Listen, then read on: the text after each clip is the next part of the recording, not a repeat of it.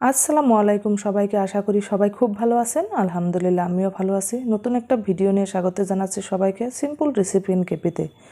এখানে নিয়ে নিচ্ছি কাঁচা লঙ্কা, গোটা পেঁয়াজ, শুকনো লঙ্কা, রসুন, ধনে পাতা, পেঁয়াজ কুচি, সাথে নিয়ে নিচ্ছি একটা ছোট সাইজের শোল মাছ।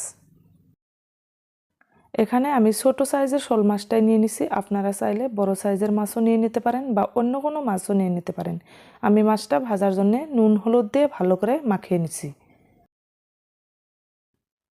সবগুলো বস্তু ভাজার জন্য আমি ফ্রাই প্যানে দিয়ে দিছি সর্ষের তেল।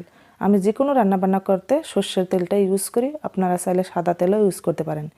এখানে দিয়ে দিছি আমি শুকনো লঙ্কা, কাঁচা লঙ্কাও দিয়ে দিছি একসাথে। এগুলো আমি ভালো করে ভেজে নিব।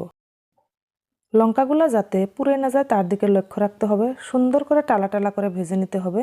এর সাথে আমি দিয়ে দিছি ছোটো সাইজের 3টা গোটা পেঁয়াজ, সাথে আমি দিয়ে দিছি রসুন। সবগুলোই আমি ভালো করে ভেজে নিব। রসুন, পেঁয়াজ, লঙ্কা যত ভালো করে ভাজা হবে ভর্তাটা কিন্তু খেতেও ততটাই ভালো হবে। এখন আমি ফ্রাই প্যানে দিয়ে দিছি মাছটা আমি উল্টে পুল্টে ভালো করে ভেজে নিব। শীতকালের দুপুরে গরম গরম ধোয়া ওঠা ভাতের সাথে যে কোনো ভর্তায় খেতে কিন্তু অসাধারণ হয়। তো এই মাছের ভর্তাটা আপনারা নিশ্চয় বানিয়ে খেয়ে দেখবেন কীরকম হয়। মাছটা আমি এবার ভালো করে ভেজে নিচ্ছি। মাছটা আমি ভেঙে দিব, ভেঙে কাঁটাটা আমি উঠিয়ে নিব। তাই মাছটা আমি ভালো করে হাতার সাহায্যে চেপে ধরছি যাতে ভিতরের ওই মাছের যে পানি থাকে ওটা বের হয়ে যায়। এবার আমি মাছটা ভেঙে দিচ্ছি, দিয়ে কাঁটাটা উঠিয়ে নিব। মাছটা ভেঙে ভেজে নিলে মাছের যে ওই আষ্টে গন্ধ আছে ওটা আর থাকবে না। এবার আমি কাঁটাটা উঠিয়ে নিছি। কাঁটা দিলে মাছের ভর্তাটা খেতে অল্প কাটা কাটা হয়ে যাবে, এজন্য আমি কাঁটাটা উঠিয়ে নিছি। মাথা আর লেজাটা আপনারা স্কিপ করতে পারেন। এখানে আমি মাথা আর লেজা নেই। এবার আমি শেষে ধনেপাতাটা ভেজে নিচ্ছি। এখানে আমি পাহাড়ি আর লোকাল 2টা ধনেপাতাই নিছি। আপনার একটা ধনেপাতা দিয়েও বেটে নিতে পারেন, যে কোনো একটা, হয় পাহাড়িয়া হয় লোকাল। আমি এখানে 2টা ধনেপাতাই নিছি। এবার আমি শিলপাটা ভালো করে ধুয়ে নিচ্ছি।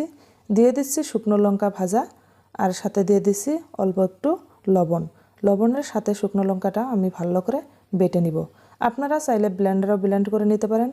ব্লেন্ডারে ব্লেন্ড করার চেয়ে শিলপাটায় যে ভর্তাটা বানানো হয় এটা খেতে কিন্তু দুর্দান্ত হয়। আমি শিলপাটায় বেটে নিচ্ছি। এখন আমি দিয়ে দিছি রসুন, সাথে দিয়ে দিছি কাঁচা লঙ্কা, তার সাথে দিয়ে দিছি গোটা ছোট সাইজের পেঁয়াজগুলা। আমি এই সবগুলা এখন খুব ভালো করে বেটে নিব। শীতের দিনে যে কোনো ভর্তায় খেতে খুব ভালো লাগে।